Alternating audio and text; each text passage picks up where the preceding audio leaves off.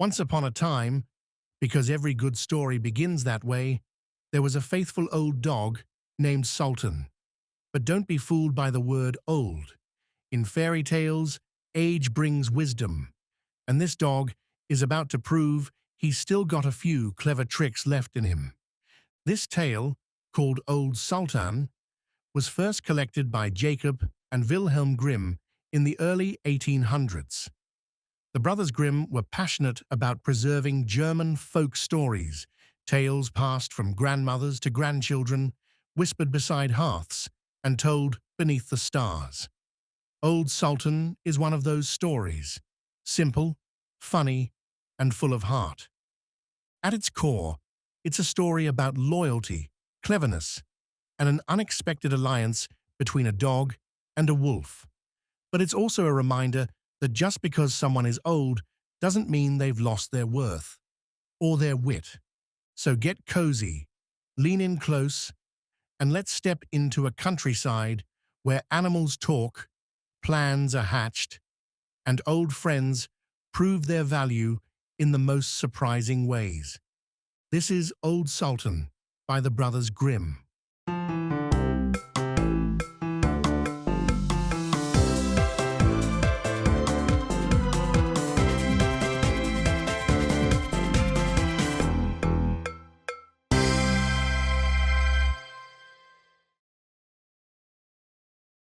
A farmer once had a faithful dog called Sultan, who had grown old and lost all his teeth, so that he could no longer hold anything fast. One day the farmer was standing with his wife before the house door and said, "Tomorrow I intend to shoot Old Sultan. He is no longer of any use." His wife, who felt pity for the faithful beast, answered, "He has served us so long and been so faithful that we might well give him his keep." "Eh? What?" said the man. "You are not very sharp. He has not a tooth left in his mouth, and not a thief is afraid of him. Now he may be off. If he has served us, he has had good feeding for it."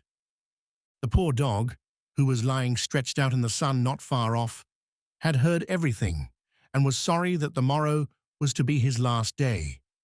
He had a good friend, the wolf, and he crept out in the evening into the forest to him, and complained of the fate that awaited him. "Hark ye, gossip," said the wolf, "be of good cheer. I will help you out of your trouble. I have thought of something.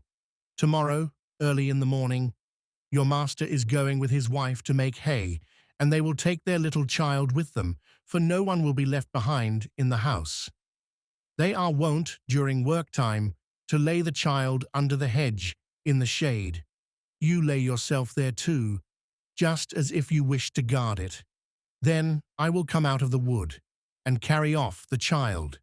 You must rush swiftly after me, as if you would seize it again from me. I will let it fall, and you will take it back to its parents, who will think that you have saved it, and will be far too grateful to do you any harm.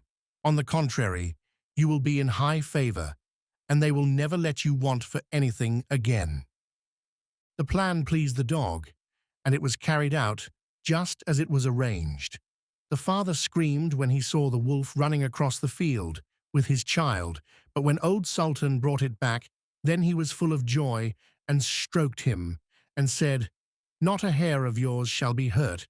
You shall eat my bread free as long as you live."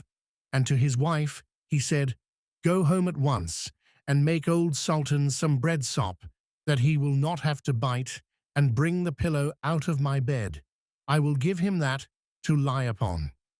Henceforth Old Sultan was as well off as he could wish to be. Soon afterwards, the wolf visited him, and was pleased that everything had succeeded so well. "But, gossip," said he, "you will just wink an eye, if when I have a chance, I carry off one of your master's fat sheep." "Do not reckon upon that," answered the dog. "I will remain true to my master. I cannot agree to that."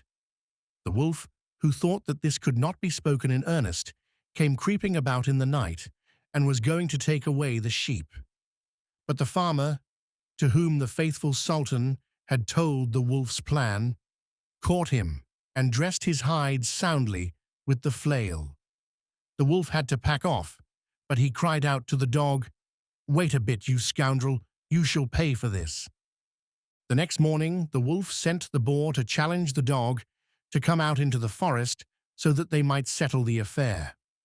Old Sultan could find no one to stand by him but a cat with only 3 legs, and as they went out together, the poor cat limped along, and at the same time stretched out her tail into the air with pain.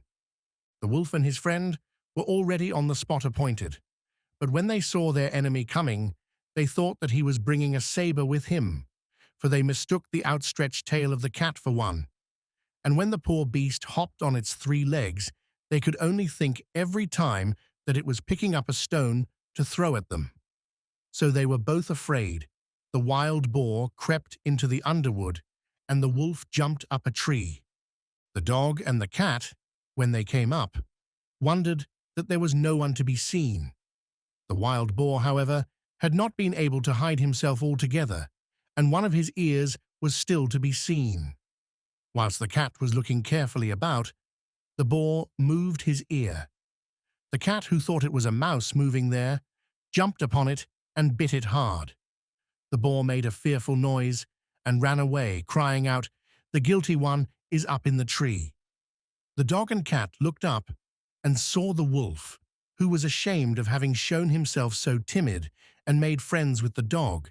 And so old Sultan earned back his place by the fire, not through strength or bark alone, but through loyalty, quick thinking, and a little help from an unexpected friend. In true fairy tale fashion, it wasn't just the young or strong who saved the day, but the one with the biggest heart and the sharpest mind.